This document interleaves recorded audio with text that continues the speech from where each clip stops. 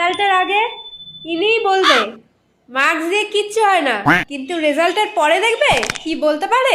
এই যে শুনে হ্যাঁ, আজ আমাদের এইচএস এর রেজাল্ট বেরিয়েছে। আমাদের বাড়িতে এমন টেনশন করছে যেন আমি এইচএস এর রেজাল্ট নয়, প্রেগন্যান্সি রিপোর্ট আনতে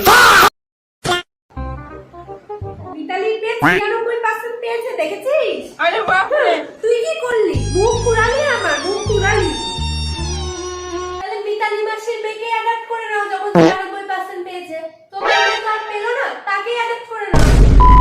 এই যে বাবু, নিজের ফিউচার তো অন্ধকার করেই দিয়েছো, দেখেই বোঝা যাচ্ছে সেটা ফিউচার একেবারে অন্ধকার। তুমি আগে আমাদের বাড়ি কারেন্টের বিলটা দাও, তারপর আমি আমার ফিউচার ভেবে দেখছি।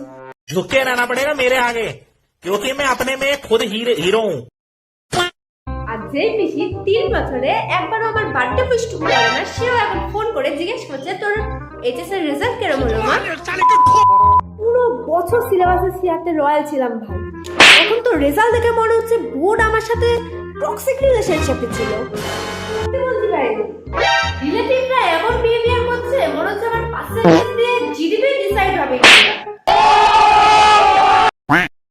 ক্রাশকে ইমপ্রেস করার জন্য একটা স্টোরি লাগিয়েছিলাম।